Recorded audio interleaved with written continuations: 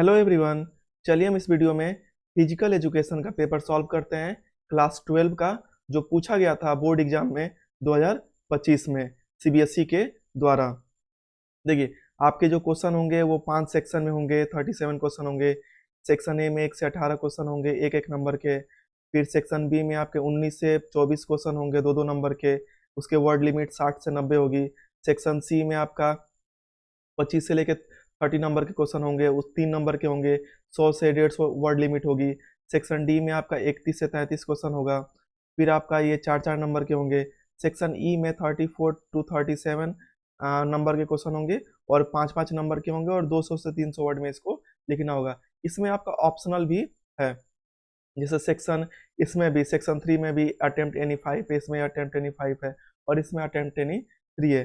देर ना करते हुए चालू करते हैं हम अपना पेपर का इवेलुएशन, जो पिछले साल पूछा गया था बोर्ड के द्वारा। देखिए, सेक्शन ए में अभी हम पीछे देखें कि आपका 18 क्वेश्चन आएंगे, और 18 क्वेश्चन एक नंबर के होंगे, और ये एमसीक्यू टाइप के क्वेश्चन होंगे। देखिए, पहला क्वेश्चन है, which one of the following is a post competition responsibility of the technical committee. इनमें से कौन सी ऑप्शन आपको फिट बैठ रही है, जो ये बताती है कि ये कंपटीशन जो होता है उसके बाद उस टेक्निकल कमिटी की रिस्पॉन्सिबिलिटी होती है। अब देखिए, मैं हर एक क्वेश्चन को फिगर के साथ, एनिमेशन के साथ आपको समझाने की कोशिश करूंगा। जैसे, अगर ये टीम ए है, टीम बी है, ये अगर लड़ रही है, तो अगर मैच हो जा रहा है तो यहाँ पे मैच होने के बाद, पोस्ट स्पोर्ट मैच होने के बाद क्या क्या एक्टिविटी होती है, उसी चीज की यहाँ पे बात हो रही है।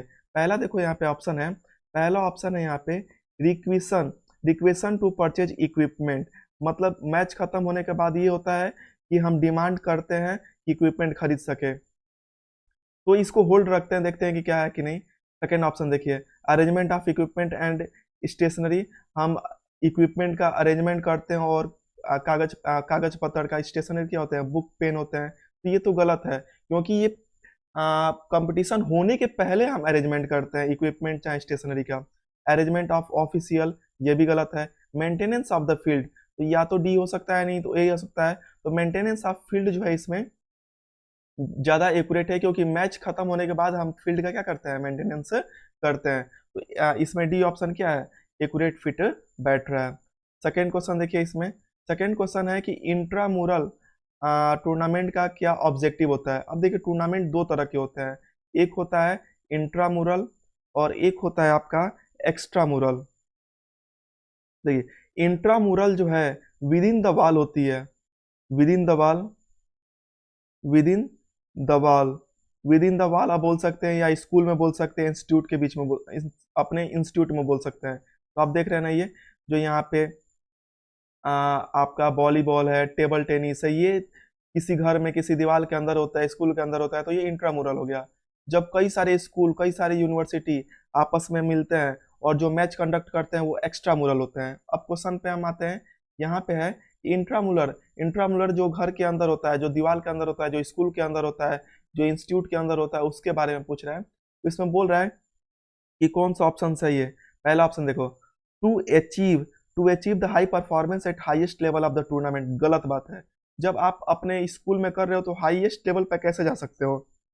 सेकंड देखिए, feeling the integrates feeling of integration with other institution. गलत, अदर इंस्टीट्यूशन में आप तब जाओगे जब एक्स्ट्रा मुरल होगा, और यहाँ पे बात हो रहा है इंट्रा मुरल का। फिर आगे देखिए, to provide opportunity for choosing a career in sports.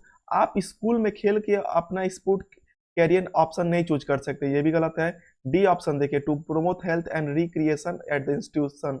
इस इंस्टीट्यूट में आप काम कर रहे हैं, उसमें हेल्थ को प्रमोट कर सकते हैं स्पोर्ट्स के थ्रू, और वहाँ पे नया नया क्रिएटिविटी आप दिखा सकते हैं। तो इसमें सेकंड का डी ऑप्शन जो है इसमें फिट बैठ रहा है।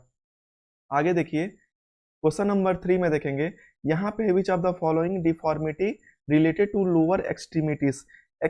लोअर एक्सट्रीमिटीज होता है कि जो हमारा, जैसे अगर कोई इंसान है, तो जो उसका कमर है, कमर से नीचे टोए है, जो उसका अंगूठा है, वहां तक जो फिटनेस आती है, उसमें ये कौन रिलेटेड है। चलो हम फिगर से कुछ समझते हैं। जैसे कमर के नीचे अगर हड्डी ऐसे तिरछी अंदर की तरफ मुड़ी है, इसे नॉक नहीं बोलते हैं। अगर नॉर्मल है तो नॉर्मल अलाइनमेंट, और ऐसे बाहर की तरफ नीली है तो बो लेग्स बोलते हैं। ऑप्शन में देखिए ये बोल रहा है कि नॉट रिलेटेड, इसका मतलब नॉक, नी और वो लोग तो कट गए। फ्लैट फुट भी पैर के नीचे होता है, जिसका पंजा ऐसा सीधा होता है वो फ्लैट फुट होता है। स्कोलियोसिस इसमें आंसर होगा, क्योंकि स्कोलियोसिस जो होता है वो बोला जाता है कि स्पाइन में जो प्रॉब्लम होती है उससे रिलेटेड होता है। तो स्पाइन जो आपकी रीढ़ की हड्डी में जो प्रॉब्लम होता है उससे रिलेटेड होता है। तो थर्ड का इसमें बी ऑप्शन हो जाएगा। फोर्थ देखिए, brisk walking, running, bicycling and jumping are related to which activity. तो इसको हम पहले फिगर समझते हैं। इंडोरेंस ऐसा चीज होता है ना, देखो दो चीज इसमें समझो। एक होता है मस्कुलर स्ट्रेंथ, मस्कुलर स्ट्रेंथ, और दूसरा होता है मस्कुलर इंडोरेंस। मस्कुलर स्ट्रेंथ किससे बोलते हैं? अगर जिम जा रहे हैं आप, 10 किलो का डंबल उठा रहे हैं, 15 किलो के डंबल उठा रहे हैं, तो जितना आपके मसल्स का स्ट्रेंथ है उस हिसाब से आप उठा रहे हैं, तो उसे हम क्या बोलेंगे? Muscular strength.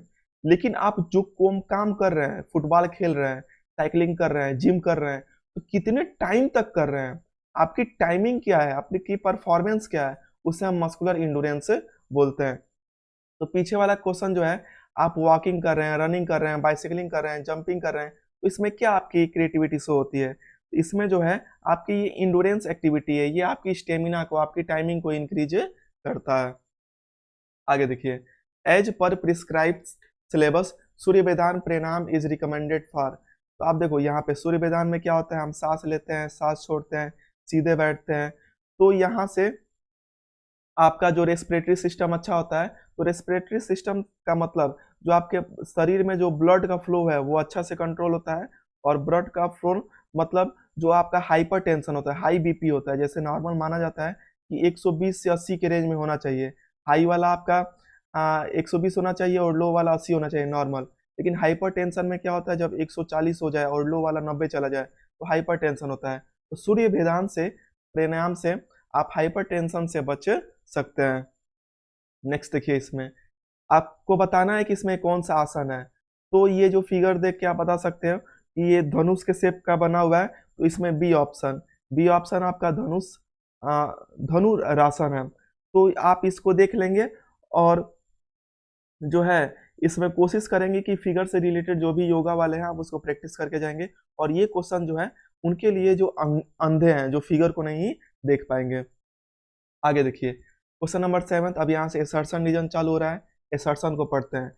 एसर्शन है, international para Olympic committee IPC has developed a classification process which can contribute to the sporting excellence for all athlete and sports in the para Olympic movement and provide equitable competition. जो ये IPC है ये contribute कर रही है कि athlete सभी और स्पोर्ट्स वाले आएंगे और वहाँ पे इक्विटेबल एक तरह का कंपटीशन होगा। रीजन ये है कि classification process take two roles, classification में दो रोल होता है। एक रोल ये होता है कि जो एलिजिबल है उसको डिटरमाइन करता है, और दूसरा ये है कि वो कंपटीशन को देखता है।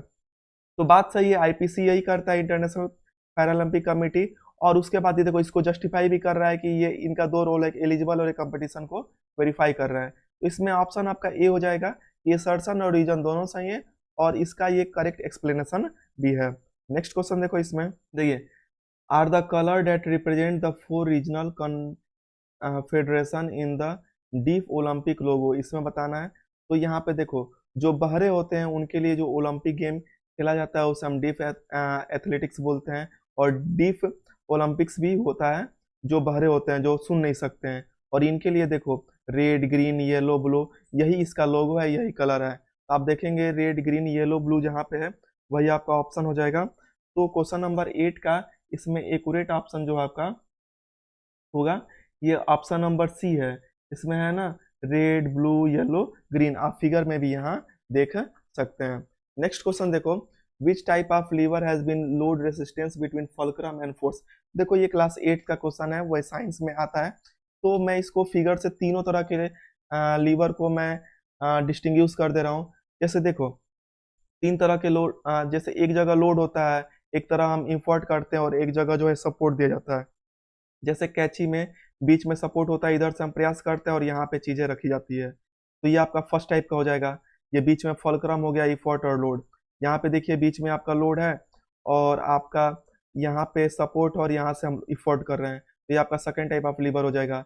और यहाँ पे नीचे लोड हो रहा है, बीच में एफर्ट कर रहे हो, यहाँ से सपोर्ट है, तो ये थर्ड टाइप ऑफ लीवर हो जाएगा। तो यहाँ पे बोल रहा है कि लोड जो है फलक्रम और फोर्स के बीच में होता है। तो लोड आप देखिए, लोड और फलक्रम, फलक्रम और फोर्स के बीच में होता है। तो इसका मतलब इसमें ऑप्शन कौन सा हो जाएगा? ऑप्शन सेकेंड हो जाएगा। तो इसका मतलब सेकेंड क्लास का ये लीवर है। नेक्स्ट क्वेश्चन देखिए, यहाँ पे क्वेश्चन नंबर 10 है। 10 है कि name the scientific name of vitamin C. Vitamin C ऐसी चीजों में पाई जाती है जो खट्टी होते हैं, और साइंटिफिक नेम इसका होता है एस्कॉर्बिक एसिड। विटामिन सी जो है उनको हम साइट्रिक एसिड भी बोलते हैं। इसमें साइट्रिक एसिड पाए जाते हैं, और इसका नाम है साइंटिफिक नेम एस्कॉर्बिक एसिड। खट्टी चीजों में जनरली पाया जाता है हमारी बॉडी में, ये बहुत ही हेल्पफुल होते हैं डाइजेशन में। आगे देखिए, यहाँ पे फिर एक एसर्शन रीजन का क्वेश्चन आ गया। एसर्शन देखिए, the risk of cancer can be reduce by eating more colourful vegetables, fruit and other plant food that have certain photochemical in them. बोल रहे हैं कि कैंसर जो है लोग बच सकते हैं अगर ज्यादा से ज्यादा वो हरी भरी सब्जी खाएंगे, फल खाएंगे और ऐसे पौधे खाएंगे जिसमें लाइट की प्रवाह हो, जैसे फोटोसिंथेसिस उसमें हुआ हो। और इसका रीजन है कि non nutritive component of diet are part of balance diet. ये भी सही है, जैसे रफज हो गया, आपका विटामिन हो गया, मिनरल हो गया, वो नॉन न्यूट्रिटिव है लेकिन बैलेंस डाइट का पार्ट है। तो आप देख रहे हो पहला स्टेटमेंट भी सही है, दूसरा स्टेटमेंट भी सही है, लेकिन पहला स्टेटमेंट जो बोल रहा है ये कैंसर से रिगार्डिंग ये स्टेटमेंट नहीं है। इसका मतलब दोनों ऑप्शन तो सही है, लेकिन इसका रीजन एक्यूरेट सही नहीं है, तो इसमें ऑप्शन नंबर इसका बी हो जाएगा। नेक्स्ट क्वेश्चन देखिए, सेकंड है, in which test score is recorded to the nearest centimetre between the initial and final position?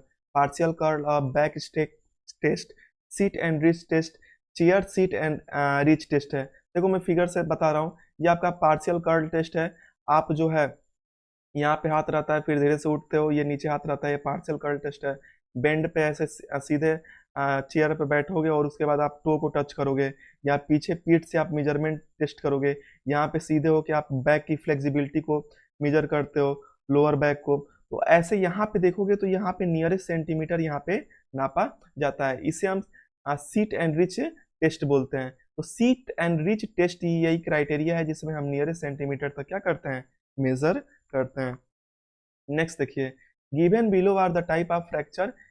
यहाँ पे दिया हुआ है उसके बारे में बताना है। Transverse, oblique, green stick, communicated.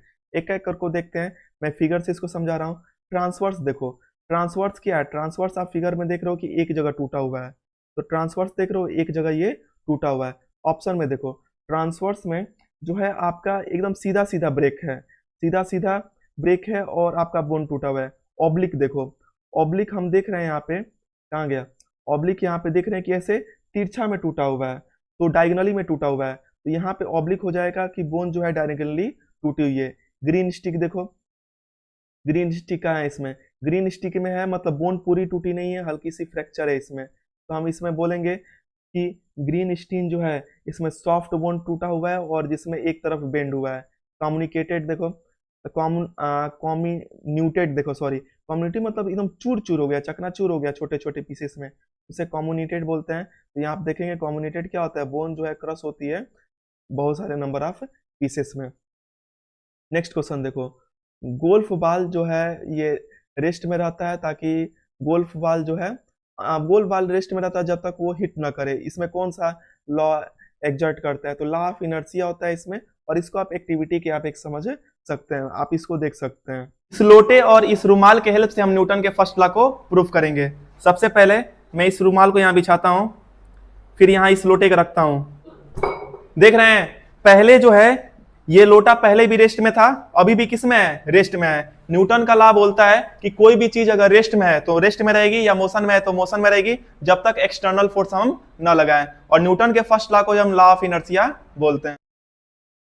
Next देखिए यहाँ पे 15 देखो, यहाँ पे दिया है कि ओपेनेंस क्या होता है, एक्सट्रोवर्सन क्या होता है, न्यूरोटिसिज्म क्या होता है, एग्रीबालनेस क्या होता है।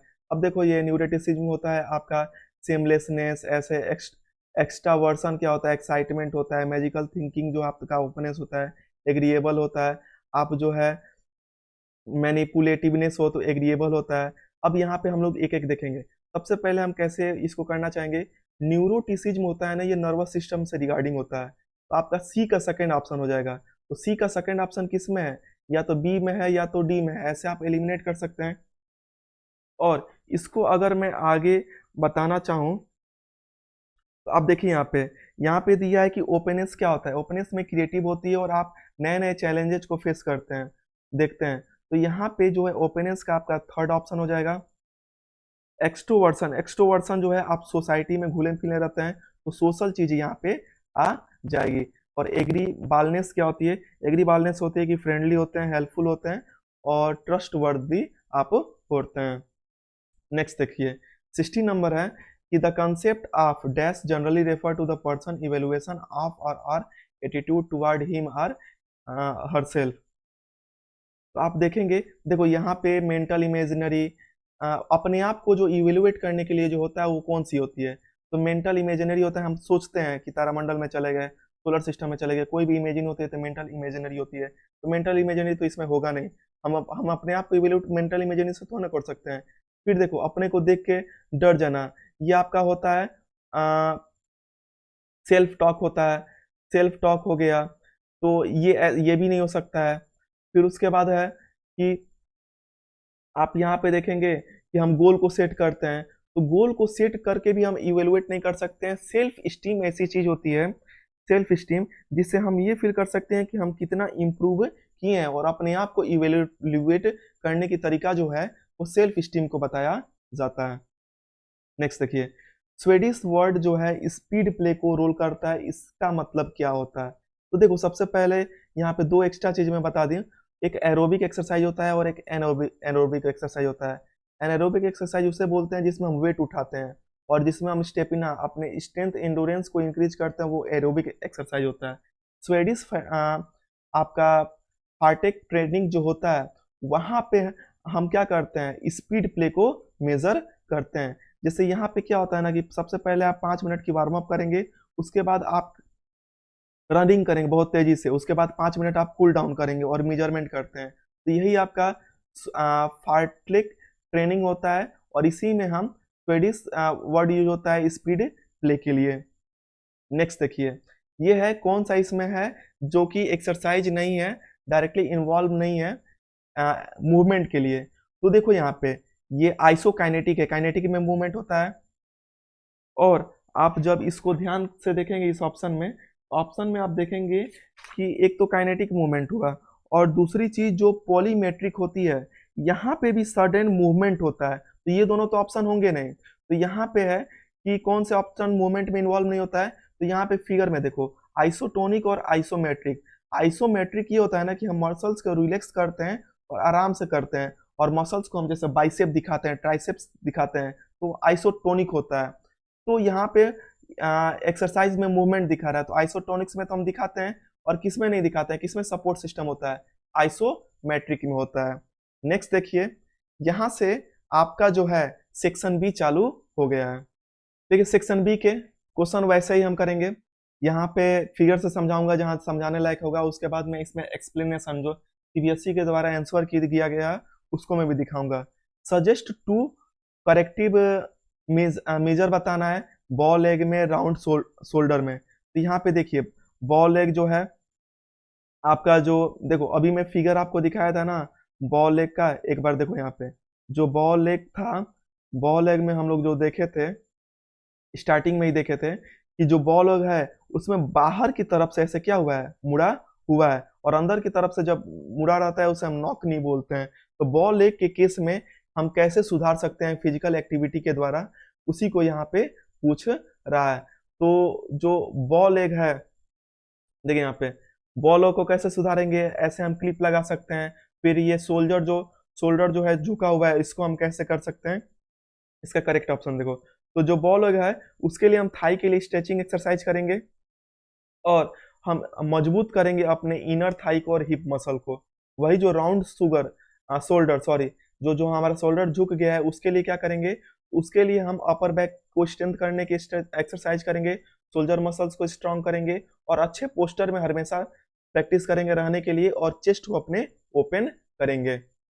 20 नंबर देखो question, enlist 4 benefit of participation in physical activity for children with special need, जो स्पेशल नीड्स हैं जैसे लूले लंगड़े हैं, कोई बहरा है, अंधा है, उसके लिए हमें कौन सी फिजिकल एक्टिविटी करानी चाहिए। तो देखो सबसे पहले हमें ध्यान देना चाहिए कि उनकी फिजिकल फिटनेस अच्छी हो, और उनकी बेनिफिट पूछ रहा है ना कि कौन सा बेनिफिट होना चाहिए पार्टिसिपेट करेंगे अगर, सॉरी मैं क्वेश्चन को गलत एक्सप्लेन कर दिया। इसमें पूछ रहा है कि जो चिल्ड्रन विथ स्पेशल नीड्स हैं अगर वो फिजिकल एक्टिविटी में इन्वॉल्व होते हैं खेलने में, तो क्या क्या बेनिफिट है उसके पार्टिसिपेट करने के। तो बेनिफिट ये है कि उनकी फिजिकल फिटनेस अच्छी होगी, ओवरऑल हेल्थ अच्छा होगा, उनकी सोसाइटी में सोशल स्किल अच्छी होगी, और वो हर एक चीज़ से इंटरेक्ट कर पाएंगे अच्छे से, उनका कॉन्फिडेंस बढ़ेगा और आज़ादी फील करेंगे वो, और वो उनकी ओवरऑल डेवलपमेंट होगी, और बोलने की मूवमेंट की उनकी स्किल भी डेवलप होगी। 21 नंबर देखो, enumerate any two myth related to the food item with their respective fact. आपको दो मिथ बताना है खाने से रिलेटेड, और उससे रिलेटेड आपको उसका जजमेंट भी देना है। तो देखो पहला मिथ ये है कि रात को लेट में खाने के टाइम अगर खाओगे तो वेट क्या होता है, बढ़ता है। फैक्ट ये है कि वेट बढ़ता है कब, जब हम ज्यादा कैलोरी खाएं, चाहे तुम दिन में कभी भी खाओ, सुबह दोपहर शाम कभी भी खाओ। सेकेंड मिथ ये है, मिथ कई सारे हैं, आप मैं यहाँ पे दो लिया हूँ। दूसरा मिथ ये है कि कार्बोहाइड्रेट आपको फैटी मोटा बना देता है, गलत बात है। कार्बोहाइड्रेट से हम एक्स्ट्रा एनर्जी पाते हैं, और वही जो है वेट गेन कराता है कंज्यूम एक्सेस करने पे। जब लिमिट में खाओगे तब आपको प्रॉब्लम होती है, तो वेट गेन करने में ऐसा नहीं है, जब एक्सेस में खाओगे तब आपको ये प्रॉब्लम होती है। आगे देखिए, mention the fitness index score formula, आपको फार्मूला बताना है हार्वर्ड स्टेप टेस्ट का। देखो हार्वर्ड स्टेप टेस्ट क्या होता है, एक ब्रेंच है, इस पे चढ़े उतरे चढ़े उतरे चढ़े उतरे, आप लगभग इसमें 5 मिनट तक आप लगातार प्रैक्टिस करते हैं। उसके बाद आपकी पल्स रेट चेक की जाती है, पल्स रेट जो चेक की जाती है ना उसी के हिसाब से होता है। तो जैसे फिटनेस फार्मूला होता है, आप जितनी बार आप एक्सरसाइज किए उसको हम सेकेंड में चेंज करते हैं, 100 से मल्टीप्लाई करते हैं, और आपकी पल्स रेट, आपकी हार्ट बीट कितनी जा रही है उसी के हिसाब से चेक करते हैं। यही इसका फार्मूला होता है फिटनेस इंडेक्स स्टेप का। आगे देखिए, mention two strategy for enhancing adherence to the exercise. आपको यहाँ पे दो एक्टिविटी बताना है इससे रिगार्डिंग। देखो इसमें जैसे आपको रियलिस्टिक सेट करना पड़ेगा, अचीव करना पड़ेगा फिटनेस गोल को, और हमेशा मोटिवेटेड रहना पड़ेगा। दूसरी चीज, अपने आप को इंगेज करना पड़ेगा अलग अलग वैरायटी में, और बचना पड़ेगा एक काम करने से लेके, और हमेशा खुश रहने की कोशिश करनी पड़ेगी। तो ये 2 स्ट्रेटेजी है जिससे आप खुशी पा सकते हैं, अपने आप को इम्प्रूव कर सकते हैं। हमेशा मोटिवेटेड रहिए, हमेशा खुश रहिए, और कभी भी एक तरफ जाने से बचिए, मोनोटोनी मतलब एक तरफ जाने से बचिए। हमेशा अलग अलग तरह इन्वॉल्व होने की, स्पोर्ट्स में, मेंटल थिंकिंग में अच्छे से, योगा में इनकरेज होने की कोशिश कीजिए। 24 नंबर क्वेश्चन है कि जब रेसलर जो है कोई भी, अगर मान लो कि पहलवान है, जब लड़ता है तो मैट पे गिरता है तो वो अपने हाथ ऐसे फैला देता है, ऐसा क्यों करता है। तो वो फिगर में देख रहे हो ना, पहलवान लड़ने के बाद हाथ फैला देता है। हाथ इसलिए फैला देता है ना कि जो इसकी बॉडी अगर ज्यादा सरफेस एरिया टच रहेगी तो इंजरी कम होगा, और इसका जो दर्द है वो भी बटेगा फ्लोर में। तो रेसलर जो है हाथ इसलिए फैलाता है ताकि उसके जो लेग हैं ये आपका लार्जर एरिया ऑक्युपाई करे, और जो इंजरी है उसकी रिस्क क्या हो, कम हो। और ये टेक्निक हेल्पफुल होती है कि एब्जॉर्ब करेगा फोर्स में, और ये इंजरी को प्रिवेंट करने में बचाएगा। देखिए इसके बाद सेक्शन सी चालू हुआ, सेक्शन डी चालू होगा, और आगे चालू होंगे। इसके बाद जो भी आपका एक्सप्लेनेशन रहेगा वो मैं नेक्स्ट वीडियो में डालूंगा, और कितनी जल्दी डालूंगा ये आपके कमेंट पे डिपेंड करता है। जब से आपके कमेंट आने चालू हो जाएंगे नेक्स्ट वीडियो के लिए, इसके नेक्स्ट पार्ट के लिए, मैं नेक्स्ट वीडियो इस पे अपलोड कर दूंगा। तब तक के लिए okay, thank you, have a nice day. मिलते हैं हम आपसे नेक्स्ट वीडियो में।